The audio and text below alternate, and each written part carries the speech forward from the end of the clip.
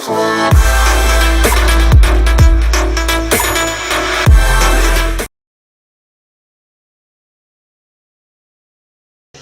tentunya bagi para wisudawan dan wisudawati yang ada di sini. Trenggalek mungkin bagi sebagian yang belum tahu adalah sebuah kabupaten yang berada di selatan Jawa Timur. Salah satu kabupaten yang mungkin dianggap relatif masih kalah dibandingkan kabupaten atau kota lain yang ada di Provinsi Jawa Timur. Di sisi lain, sebelum saya menjadi bupati, saya menjalani karir saya sebagai ekonom, sebagai praktisi di sektor keuangan bersama dengan Bank Dunia, dan saya sempat mendapatkan kepercayaan untuk memimpin sebagai PLT Direktur Utama sebuah lembaga keuangan infrastruktur atau bank infrastruktur yang saat ini telah berperan aktif dalam membiayai dan mensukseskan program-program infrastruktur skala besar. Pada saat saya diberikan kepercayaan tersebut, nilai dari modal yang ditanamkan kurang lebih beserta dengan pinjaman lebih dari 4 triliun rupiah. Dan saat itu kami mengurus program-program prioritas nasional seperti jalan tol, pembangkit listrik. Mungkin ada yang tahu juga Palaparing sebagai proyek untuk mengakses broadband internet sampai ke pelosok Indonesia. Pertanyaannya, dan sebelum saya mengikuti pilkada, saya baru saja mendapatkan promosi di lembaga saya saat itu, yaitu di Penjaminan Infrastruktur Indonesia di bawah Kementerian Keuangan. Saya menjadi Chief Business Development and Communication pada bulan Desember 2014. Saya sedang menempuh pendidikan, kebetulan 2013 diterima di University of Oxford, United Kingdom, dibayarin oleh perusahaan tempat saya bekerja. Lalu tiba-tiba saya harus membuat keputusan besar dalam hidup saya. Setelah mungkin kurang lebih 15 tahun, mungkin ada yang tanya, usianya berapa kok 15 tahun sudah kerja? Saya kebetulan memulai lebih awal, jadi waktu itu saya dengan modal nekat, dengan agak bonek, saya memilih untuk mengambil ujian penyetaraan SMA dari Amerika Serikat yang namanya SAT College Board, SAT 2. Saya mengambil waktu selama 2-3 bulan datang ke public library di Singapura untuk belajar, karena saya ingin mencoba jalur yang lebih cepat. Saya terinspirasi oleh Profesor Dr. Sumitro Joyohadikusumo, mantan begawan ekonomi kita yang lulus waktu itu di usia 24, kalau nggak salah 25, doktor. Maka saya ingin bisa seperti beliau atau bahkan bisa lebih awal lagi. Maka saya menargetkan bisa lulus di usia 22 waktu itu. Pada saat saya menetapkan target itu, usia saya masih 15 tahun. Saya masih sekolah di Singapura, mendapatkan beasiswa dari pemerintah Singapura dan ASEAN setelah menjadi juara 1 pelajar teladan se-DKI Jakarta di tahun 97. Lalu saya memilih untuk mengambil rute yang tidak lazim. Saya menolak lanjutan beasiswa dari Singapura. Saya banting setir dari sains, waktu itu ingin mengambil ekonomi. Lalu saya ambil programnya. Pada saat mau mendaftar sempat ada yang bilang tidak bisa. Lalu saya coba daftar ke banyak university. Ternyata dengan modal diterima di salah satu university, saya bawa surat diterimanya dan akhirnya saya bisa masuk di Melbourne Institute of Business and Technology. Lalu saya lanjut terus dan terus. Jadi masuk kuliah umur 16, kemudian alhamdulillah kenapa saya bisa lulus PhD di usia 22 tahun dari Jepang. Itu ada perjuangannya. Pada saat saya mau disertasi diuji, saya kena demam berdarah. Saya sampai di Jepang, saya nggak tahu sakit apa, seumur hidup nggak pernah sakit demam berdarah. Saya sampai di sana saya demam, kemudian Saya dirawat di rumah sakit di opname. Orang Jepang nggak ngerti saya sakit apa. Dia bilang Anda kena blood disease. Saya pikir wah saya bakalan meninggal nih kayaknya, blood disease. Saya nggak tahu itu ternyata demam berdarah. Ya. Tapi saya bertekad, cita-cita yang sudah saya tanamkan sejak saya 15 tahun, masa akan terlewat?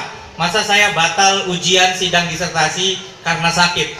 Akhirnya saya paksa, saya katakan, saya tetap harus ujian. Kalau saya nggak diuji, saya sampai sakit, kemudian tiba-tiba kenapa-napa, universitas tanggung jawab, saya bilang gitu. Akhirnya, saya ujian disertasi S3 saya dalam keadaan diinfus di kamar rumah sakit melalui teleconference. Dan alhamdulillah akhirnya bisa lulus. Jadi jangan pernah ada yang takut untuk bermimpi, takut untuk menggantungkan cita-cita. Lalu apakah kemudian artinya menjadi yang paling muda itu selalu yang paling baik? Saya nggak setuju. Semua orang punya jalurnya sendiri. Yang paling penting adalah bagaimana kita punya konsistensi menentukan jalan pada saat kita sudah memilih itu. Karena cobaan di dalam perjalanan ini sangatlah berat. Dan banyak sekali godaan untuk side track, untuk pindah arus, pindah arah di tengah perjalanan. Nah, oleh karena itu hari ini di hadapan lebih dari 1000 lebih wisudawan, wisudawati dari UNESA, sebuah universitas yang sangat prestisius yang ada di Indonesia. Salah satu universitas terkemuka bukan hanya di Jawa Timur tapi di Indonesia. Dengan segala kerendahan hati saya ingin berbagi sedikit perjalanan hidup sejalan dengan tema cerdas dan berintegritas. Hampir 3/4 dari yang hadir di sini mungkin lulus S1, betul ya? Betul apa enggak ya? S1 ya. Artinya saat ini mungkin sedang deg-degan. Mau dibawa kemana perjalanan hidup saya ke depannya? Saya ingin cerita sedikit tentang Indonesia. Kita menghadapi situasi di mana dunia ini juga sedang berubah. Korea, Taiwan, dan Indonesia start kurang lebih di posisi yang sama. Tetapi Korea Selatan sekarang sudah ada di mana? Kita lihat, ya. Tapi di sisi lain kita jangan cuma lihat ke atas. Indonesia dibandingkan dengan Filipina dan India, waktu itu kita hanya 1/4 GDP-nya. Tetapi sekarang GDP kita sudah melebihi dari Filipina dan melebihi dari India. Bukan GDP keseluruhan, tapi GDP per kapita, artinya per kepala. GDP per kapita kita kurang lebih 4.000 US dollar setahun. Berapa itu kalau di kurs? Kalikan 13.000. 4.000 US dollar artinya 40 juta tambah 12, 52 juta setahun. Apakah benar kalau dikalikan keluarga 3 orang saja? Artinya dalam setahun pendapatan keluarga rata-rata di Indonesia 150 juta. Kira-kira benar nggak? Saya rasa semua setuju. Enggak. Ada kesenjangan yang luar biasa yang terjadi di bangsa kita. Ada kesenjangan yang luar biasa. Ini pun disampaikan oleh Ketua KPK pada saat kami menandatangani bersama Kepala Daerah Jawa Timur komitmen penanganan gratifikasi. Dan disinilah makanya bangsa kita ada pada crossroad, ada di persimpangan jalan. Di sisi lain, kalau dibikin survei, setiap masyarakat di Indonesia ditanya, udah merasa maju belum? Mungkin jawabannya belum. Kita belum merasa maju. Setelah lebih dari 70 tahun kita merdeka, kita merasa belum maju. Saya ingin ceritakan sedikit tantangan yang lebih besar. Memang benar Indonesia sekarang adalah negara dengan GDP kurang lebih ke-16 terbesar di dunia. Dan diproyeksikan oleh McKinsey Global Institute di tahun 2030 kita bisa menjadi negara ke-7 terbesar, bahkan melompati United Kingdom dan Germany.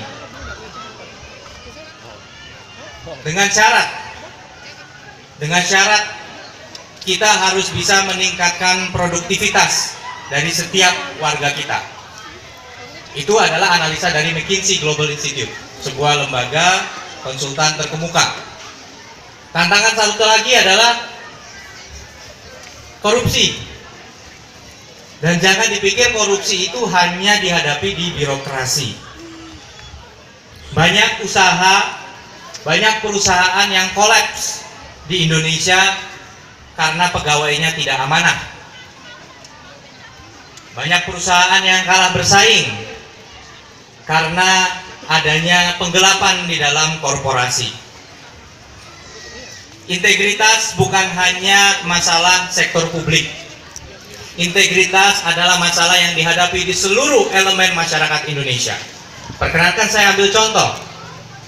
Saya bertemu dengan Bang Jatim, saya diskusi, saya katakan, kenapa di Trenggalek setiap ada anak sapi itu pasti dijual, nggak mau dibesarkan, sehingga populasi ternak sapi kami stagnan. Kami amati karena untuk membesarkan anak sapi harus mengorbankan produksi susu dari induknya. Harus diambil sebagian dari induknya, kurang lebih 4 liter sehari. Padahal kalau sehari 20 literan ya lebih dari hampir seperempat diambil. Lalu setelah bulan keempat atau keenam kalau nggak salah harus diberi pakan, diberi konsentrat dan sebagainya. Sehingga biaya inilah yang tidak bisa ditanggung oleh para peternak. Lalu saya tanya kepada Bang Jatim waktu itu, apa kita tidak memberikan pembiayaan ke sektor ini? Dan saya juga berpikir, mesti sudah pernah tapi gagal. Dan ternyata benar. Mereka diberikan pinjaman di depan untuk membesarkan anak sapi dengan harapan pinjaman itu bisa dikembalikan. Tapi apa yang terjadi? Uang yang seharusnya dimasukkan disiplin ke dalam pembesaran anak sapi malah jadi kulkas, jadi motor, jadi TV. Sehingga pada saat anak sapinya harus dikasih makan sudah tidak punya modal lagi. Akhirnya dijual, tidak bisa mengembalikan pinjaman. Maka kami sedang mengembangkan sebuah konsep baru. Yang pertama kita mencoba konsep kredit rating untuk desa. Kredit rating untuk desa artinya kita ingin mengembangkan sebuah penilaian. Di desa mana paling banyak terjadi wan prestasi hutang ke bank. Karena kita ingin mencoba mendorong agar warga saling mengingatkan supaya jangan tidak amanah manakala diberikan modal dari lembaga perbankan. Dengan semangat gotong royong dari desa, karena kami mencoba sebuah simulasi, sebuah eksperimen terhadap pedagang pasar yang tercekik karena adanya lintah darat. Bang Titil bahasa Jawanya ya, bahasa Nggaleknya dengan Bang Titil. Jadi minjemin uang. Terus saya tanya kepada Bank BPR Trenggalek yang alhamdulillah oleh Infobank, majalah Infobank diberikan predikat sangat bagus tahun ini.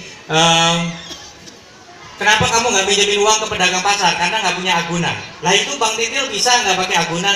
Iya Pak, mereka lebih rajin nagih dan ngawasi. Lah kenapa kita enggak? Bunganya mereka berapa persen? Pedagang itu nggak akan pernah bisa lunas. Akhirnya kita bereksperimen, kita coba memberikan pinjaman ke koperasi dengan sistem tanggung renteng. Kalau ada satu anggota yang meminjam dan tidak mengembalikan, yang harus bayar temannya. Ternyata eksperimen ini berhasil. Salah satu pinjaman yang kinerjanya terbaik adalah pinjaman yang diberikan kepada koperasi yang anggotanya itu ya bakul sayur, bakul cenil, ya, bakul. Tapi mereka bisa. Nah inilah saya ingin bicara mengenai integritas tadi. Kita ingin coba mendorong sekarang dengan adanya kredit rating desa. Desa akan mengembangkan gotong royong untuk membuat desanya lebih dipercaya oleh lembaga keuangan, sehingga modal bisa mengalir dan tidak selalu terkendala dengan masalah agunan. Nah ini saya ceritakan sebagai suatu tataran praktis dari kebijakan publik yang berkaitan dengan integritas dari warga. Bagaimana dengan lulusan dari sebuah perguruan tinggi? Diharapkan memiliki integritas yang lebih tinggi lagi. Dan wujud dari integritas ini tentunya adalah amanah dalam menjalankan pekerjaan. Saya bicara kepada para pencari kerja di job fair di Trenggalek waktu itu. Kalau cita-citanya baru kerja 3 bulan sudah nyari lowongan kerja yang gajinya lebih tinggi, sudah gampang tidak puas dengan pekerjaan. Atau ada yang bertanya pada saya, Pak, bagaimana kalau setelah 3 bulan saya merasa bahwa saya tidak mengerjakan hal yang signifikan? Apakah saya cepat pindah? Dan inilah yang dihadapi oleh milenial hari ini. Milenial hari ini menghadapi tantangan dengan era media sosial di mana semua cepat viral, ada orang yang cepat terkenal hanya karena satu kejadian, langsung kemudian hidupnya berubah, maka kita mengharapkan sesuatu instan. Saya tidak mengalami itu. Kalau ada yang mengatakan bahwa justru perjalanan hidup Emil Dardak itu contoh bahwa semua bisa instan, itu salah. Karena apa? Saya bisa 2 tahun selesai doktor karena saya sudah tahu mau riset apa 1 tahun sebelum saya daftar doktor. Saya sudah mulai paparan di forum ilmiah sebelum bahkan saya daftar program doktor. Saya bisa kemudian mempercepat karir saya. Padahal awalnya saya masuk di dalam sektor infrastruktur, tugasnya hanya sebagai tukang ngurusin surat. Sebagai lulusan fresh graduate, tugas saya adalah mendata paper yang masuk dari berbagai lembaga yang ada di negara-negara lain waktu ada Kongres Menteri-Menteri Infrastruktur se-Asia Pasifik di Indonesia. Tugasnya cuma ngurusi surat kok. Pokoknya yang penting surat dicatat, pokoknya benar-benar kerjaan administratif jalan, wis selesai, dapat duit lumayan. Tapi saya memilih untuk membaca setiap paper yang masuk. Kurang kerjaan banget ya. Saya baca karena apa? Apa yang bisa saya bawa pulang setelah saya selesai dari pengalaman kerja ini? Karena itu adalah proyek yang mungkin selesai dalam waktu 1 tahun. Satu-satunya yang saya bisa bawa pulang adalah knowledge yang ada dari setiap paper yang dikirim. Dari Jepang, dari Chili, dari Amerika, dari Filipina, dari negara-negara Eropa, semua. Ya, kebetulan kalau Asia Pasifik waktu itu yang banyak berperan adalah Amerika Latin dan Jepang serta Asia Tenggara. Dikumpulkan semua papernya, saya bikin summary. Saya masukin ke Microsoft Excel. Saya database ini tentang ini, penulisnya ini, kesimpulannya ini, isunya ini. Suatu waktu, nah ini saya ingin mengatakan nanti ada satu hal yang sangat mendasari perjalanan hidup. Suatu waktu malam-malam tiba-tiba semua pejabat yang mengurusi kongres tersebut panik karena menteri minta bahwa deklarasi menteri-menteri se-Asia Pasifik harus disiapkan dan harus selesai dalam waktu 2 hari atau 3 hari. Semua bingung mau nulis apa di dalam deklarasi itu. Apa saja isu-isu mengenai infrastruktur yang ada di Asia Pasifik. Lalu saya, bocah berumur 19 tahun waktu itu, baru lulus S1, saya memberanikan diri angkat tangan. Pak, ya, saya punya sesuatu yang mungkin berguna. Saya buka di komputer file yang tadi saya bikin. Ini Pak, sudah disortir semua isu yang ada di Asia Pasifik dari mulai tahun 90-an sampai tahun 2003. Waktu itu tahun 2003. Ini isunya, ini masalahnya. Jadi kalau bikin deklarasi kita bisa bikin ini. Pertanyaan pertama dari bapak-bapak yang ada di situ, siapa yang suruh bikin itu? Saya jawab, pengen sendiri. Siapa sih ngomong? Pasti kamu gak punya pacar ya, panggil badannya. Jadi itulah, tidak ada namanya result tanpa investasi. Dan di sini saya ingin menekankan bahwa kita tidak ada yang namanya instan perjalanan hidup itu. Nah ini yang bahaya di media sosial sekarang, kita mengenal semua yang viral, semua yang instan, sehingga kita lupa mengapresiasi perjalanannya.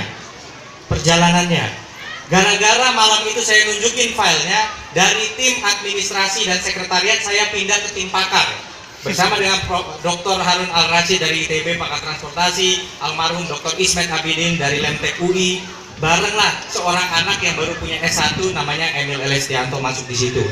Dan itu adalah hasil dari kurang kerjaan tadi. Artinya tidak ada yang instan. Kalau kita cita-citanya masuk ke dunia kerja untuk cepat kaya, cepat punya kedudukan, itu salah.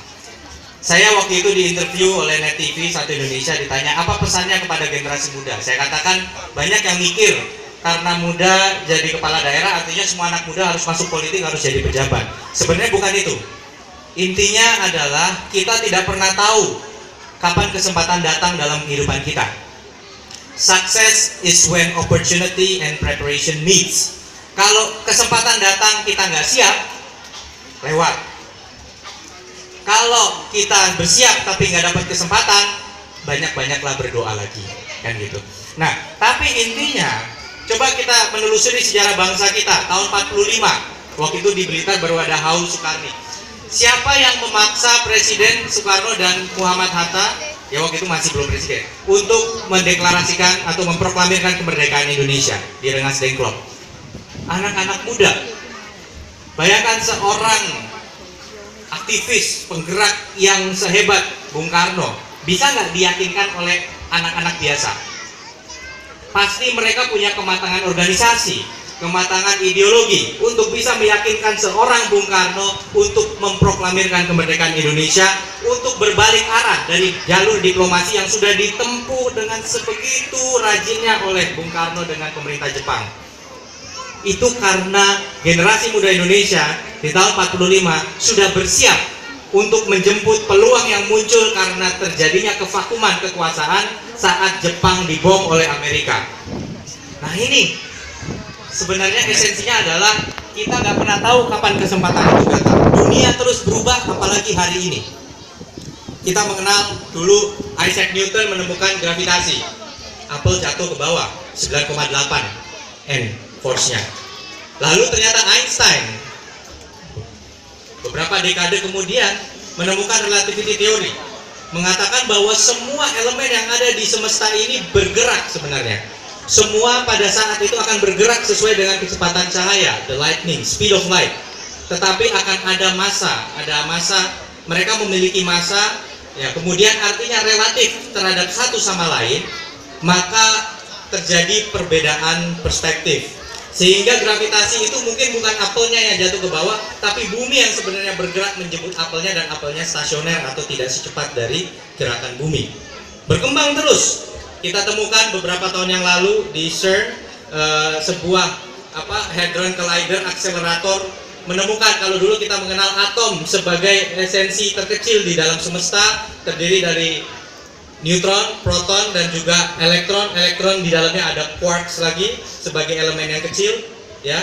Ternyata ditemukan bahwa sebuah elemen bisa memiliki massa karena melalui sebuah medan atau sebuah field yang disebut sebagai Higgs field, ya.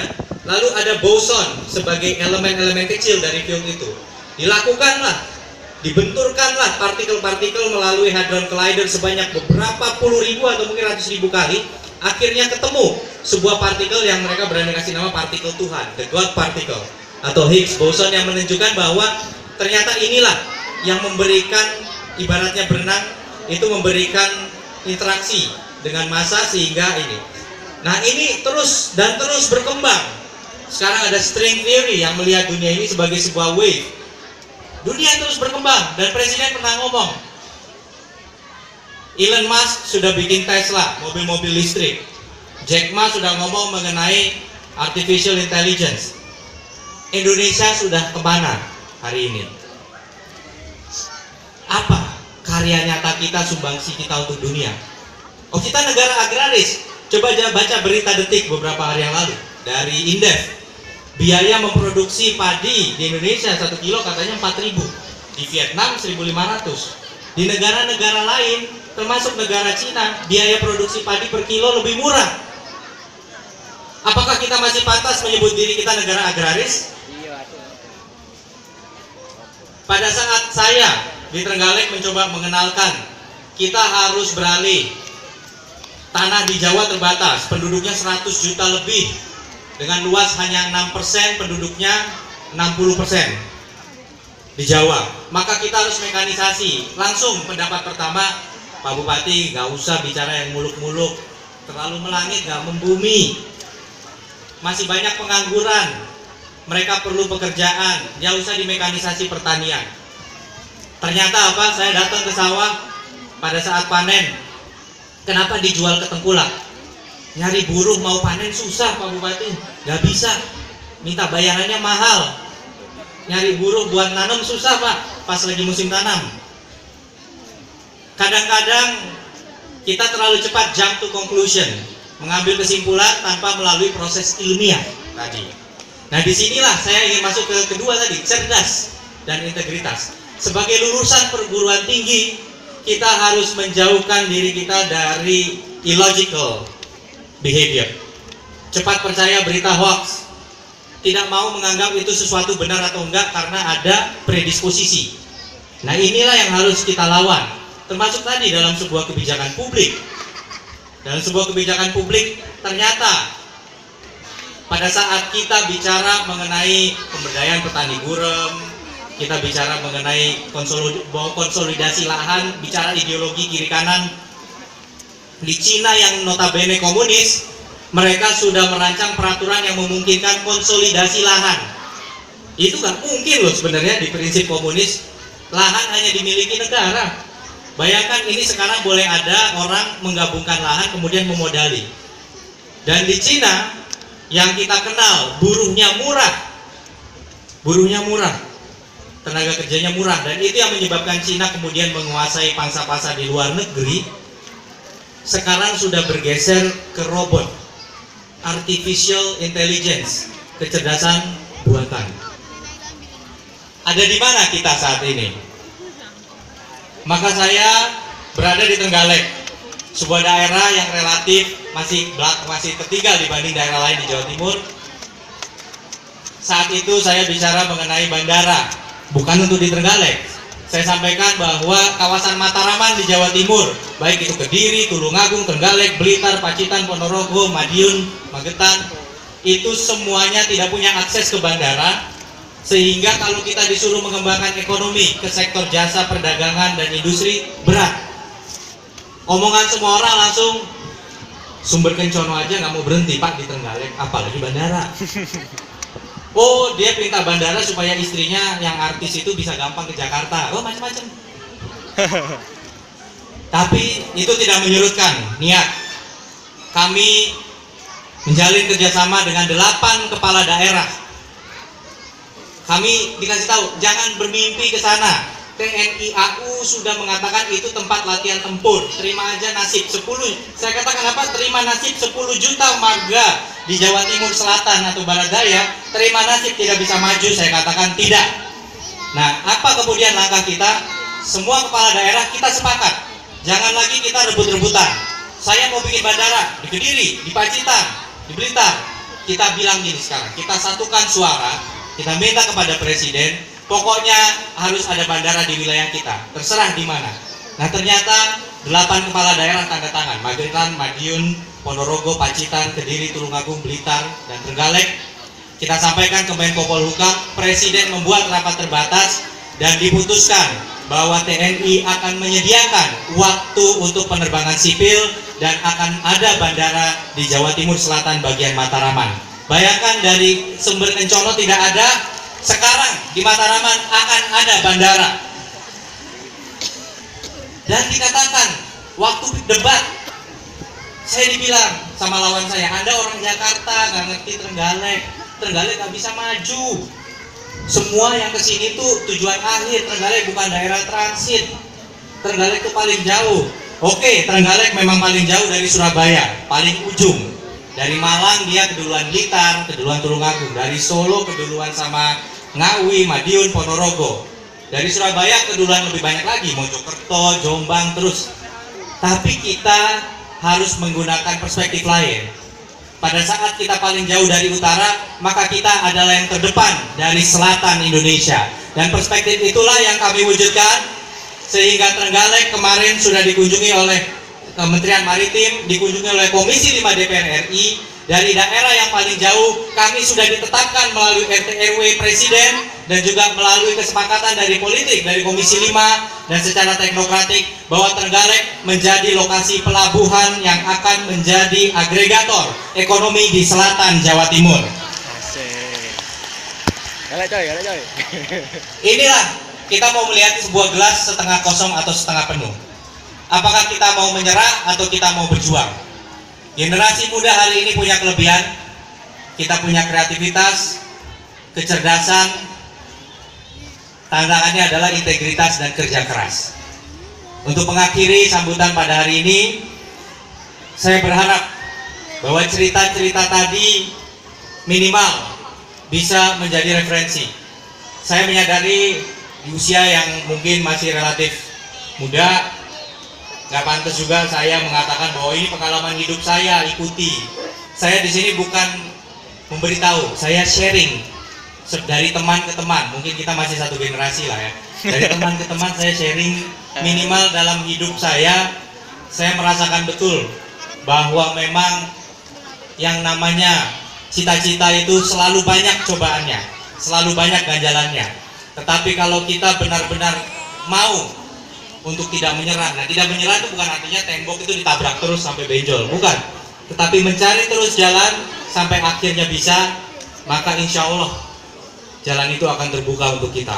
Dan kepada seluruh lulusan yang S1, kalau yang S2 mungkin semua sudah ada pengalaman kerja, ya mungkin ambillah pengalaman sharing profesional tadi sebagai seseorang yang juga pernah bekerja di dunia korporasi. Tetapi kepada semua lulusan secara general, saya katakan bahwa Indonesia sekarang sekali lagi ada di persimpangan jalan. Dunia terus berubah. Amerika, presidennya menang karena berhasil meyakinkan masyarakatnya bahwa Amerika mengalami kemunduran. Amerika, Cina, yang dulu lebih miskin dari Indonesia, sekarang menguasai dunia. Bisa beli IBM, Lenovo bisa jadi laptop, bisa jadi handphone. Sekarang di mana-mana Oppo semua sekarang. Maka dunia terus berubah. Indonesia mau ada di mana itu kembali kepada kita semua. Kata kuncinya adalah thinking outside the box. Berpikir di luar dari kerangka yang normal. Semoga seluruh wisudawan-wisudawati hari ini akan menjadi generasi yang menentukan keemasan Indonesia di 2045. Jayalah terus Indonesia, maju terus UNESA. Semoga Allah Subhanahu wa taala, Tuhan Yang Maha Esa, selalu meridhoi dan melindungi langkah kita semua. Terima kasih. Wassalamualaikum warahmatullahi wabarakatuh.